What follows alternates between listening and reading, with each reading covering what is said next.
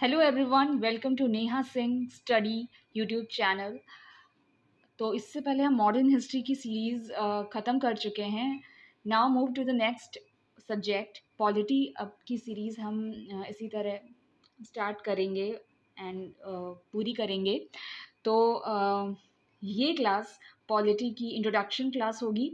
इसमें कुछ basic terminologies जो पूरी पॉलिटी में यूज़ होती हैं उसके बारे में हम डिस्कस करेंगे।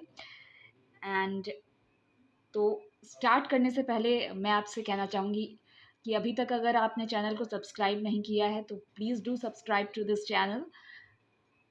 वीडियो को लाइक कीजिए, शेयर कीजिए मैक्सिमम ग्रुप्स में अपने फ्रेंड्स को जो भी सरकारी और टीचिंग की तैयारी कर रहे हैं। तो चलिए बिना टाइम वेस्ट किए हुए वीडियो स्टार्ट करते हैं।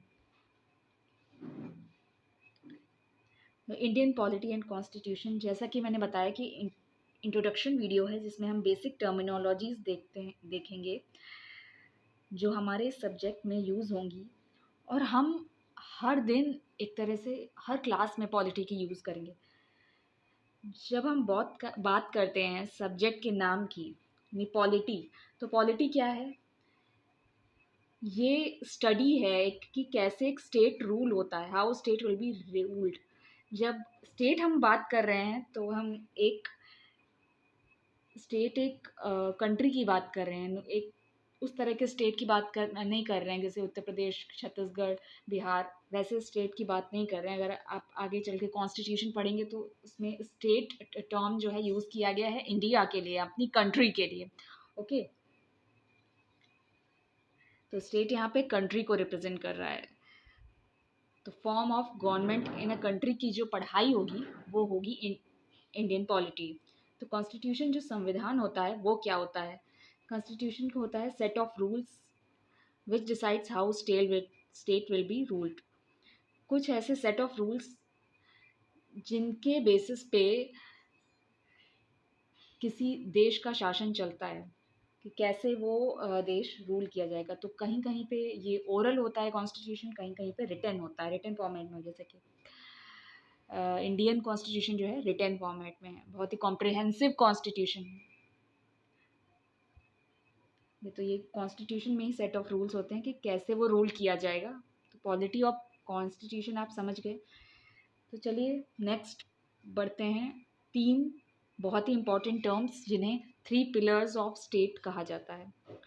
सबसे पहला आता है लेजिस्लेटिव, ठीक है। सेकंड आता है एग्जीक्यूटिव एंड थर्ड आता है जुडिशियरी, ठीक है।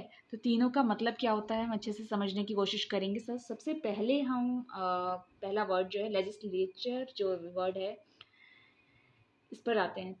तो लेजिस्लेचर जो वर्ड है वो लेजिस्लेट वर्ड से डेराइव है जिसका मतलब है लॉ बनाना, लॉ फॉर्मेशन या लॉ में संशोधन करना। तो जो लॉ में संशोधन करते हैं या जो लॉ बनाते हैं, जो लॉ लाते हैं, उन्हें कहा जाता है लेजिस्लेचर। क्योंकि फिर हमारी कंट्री में, क्योंकि ये डेमोक्रेसी है, तो हमारी कंट्री में जनता के पास पावर है लेजिस्लेट करने का थ्रू देयर रिप्रेजेंटेटिव्स।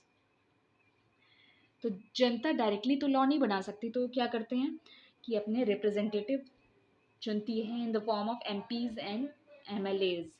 और ये एमपी एमएलए फिर पार्लियामेंट में जाके लेजिस्लेट करते हैं, लॉ बनाते हैं। तो फुल पार्लियामेंट के पास ये अधिकार है लेजिस्लेट करने का।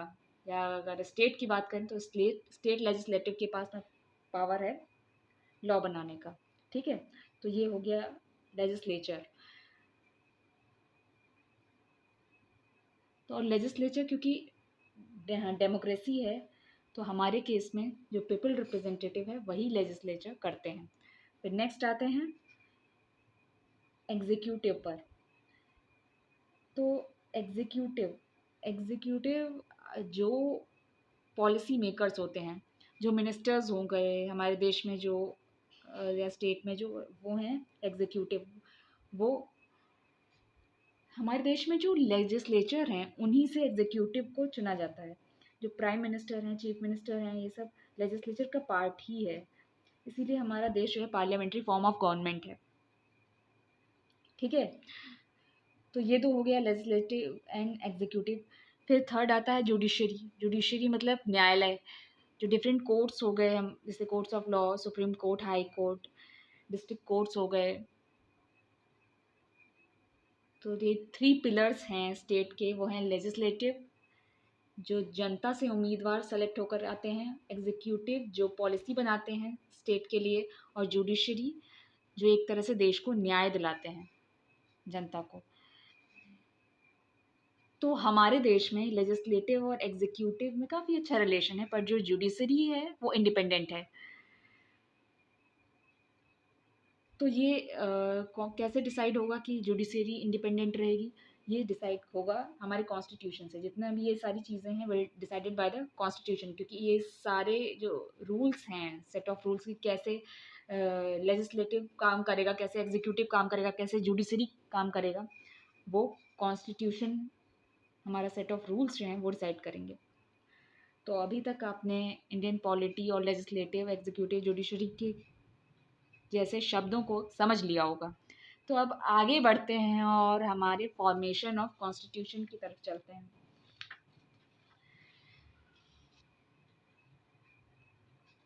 तो जब ब्रिटिशर्स इंडिया से जा रहे थे तो इंडिया के पास अपना इंडियन कॉन्स्टिट्यूशन उस टाइम पे नहीं था। ठीक है, तो वो उसी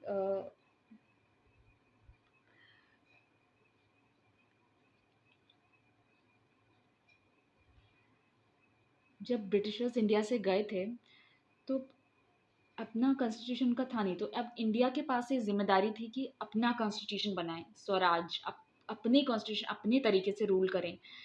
इंडियन कॉन्स्टिट्यूशन जब बनाया गया तो जो मैक्सिमम पार्ट उसका जो लिया गया वो गवर्नमेंट ऑफ इंडिया एक्ट 1935 से लिया गया, जिसको basic skeleton of Indian constitution कहा जाता है। तो जो इनिशियल जो बना था इंडियन कॉन्स्टिट्यूशन वो काफ़ी मोटा बुक था, काफ़ी कॉम्प्रिहेंसिव, एक एक डिटेल है हमारे कॉन्स्टिट्यूशन में। तो जो बेसिक स्केलेटन है वो हमने वहीं से उठाया है, गवर्नमेंट ऑफ इंडिया एक्ट 1935 में। और फिर हमने उसी में जो है कुछ कि कैसे फंडामेंटल राइट्स देना है, क्या फंडामेंटल ड्यूटीज़ देने, वो हमने अलग अलग देशों के सोर्सेज से जो है अपने तरीके से जैसे हमें इम्प्लीमेंट करना था वो हमने लिए। उसका जो डॉक्यूमेंटेशन है वो हमने इस तरह से कुछ किया गया है। तो गवर्नमेंट ऑफ इंडिया एक्ट 1935 के बारे में आप इतना टेंशन मत लीजिए, इसको हम नेक्स्ट चैप्टर में देखेंगे। तो डिफरेंट डिफरेंट एक्ट्स पहले देखते हैं जो आते गए और फाइनली कैसे इंडिया का कॉन्स्टिट्यूशन फॉर्म हुआ। तो अगर हम एक टाइमलाइन बनाने की कोशिश करें, जो टाइमलाइन मैंने बना रखी है आप देख सकते हैं। तो ब्रिटिशर्स के जो एक्ट आएंगे, जो सबसे पहला जो एक्ट आया था वो था रेगुलेटिंग एक्ट 1773 में। फिर आता है पिट्स इंडिया एक्ट जो 1784 में आया था। फिर ढेर सारे चार्टर्स एक्ट आए थे, जो सबसे पहला आया था 1793 में, फिर 1813 में, फिर 1833 में, फिर 1853 में। 20-20 साल के इंटरवल में चार्टर्स एक्ट आए थे। फिर आएगा इंडियन काउंसिल एक्ट जो एक आया था इंडियन 1861 में, फिर 1892, फिर 1909 में। फिर different government of India act आए थे जो 1858 में, फिर 1919 में, फिर 1935 में आए थे। तो इसके बारे में डिटेल में हम अगले चैप्टर में पढ़ेंगे। तब तक आप इसकी क्रोनोलॉजिकल ऑर्डर को रिमेंबर रखिए, क्योंकि कभी कभी ये इसका ऑर्डर भी पूछ लिया जाता है कि पहले रेगुलेटिंग एक्ट आया या पिट्स इंडिया एक्ट आया या चार्टर्स एक्ट कौन कौन आया, या इंडियन काउंसिल एक्ट है, उसके बाद गवर्नमेंट ऑफ इंडिया एक्ट है। तो इसी से हमारा बेसिक स्केलेटन ऑफ कॉन्स्टिट्यूशन बनता है। तो ये जो एक्ट थे सब ब्रिटिशर्स लेकर के आ रहे थे, ये इंडियंस के नहीं थे एक्ट। तो इंडिया का जो कॉन्स्टिट्यूशन है वो कॉन्स्टिट्यूएंट असेंबली ने बनाया है, जिसके बारे में हम बाद में पढ़ेंगे। अभी इन एक्ट्स का क्रोनोलॉजिकल ऑर्डर याद रखें, और नेक्स्ट चैप्टर में हम पढ़ेंगे कि कैसे इन ब्रिटिशर्स के डिफरेंट लॉ के बाद हमारा इंडियन कॉन्स्टिट्यूशन फॉर्म हुआ। तो इसी के साथ अपना अपना वीडियो यहीं पे समाप्त करते हैं। उम्मीद करते हैं आपको कुछ आइडिया मिला होगा। ये इंट्रोडक्शन क्लास थी पॉलिटी की, और आपको पसंद आया होगा और समझ आया होगा। If you like this video, please do like, share and comment. Comment में अपने फीडबैक ज़रूर दीजिएगा। चलते हैं, मिलते हैं फिर नेक्स्ट वीडियो में। हमारे टेलीग्राम ग्रुप पे भी आप ज्वाइन हो सकते हैं, नेहा सिंह स्टडी नाम से है। Okay then, this is Neha Singh signing of.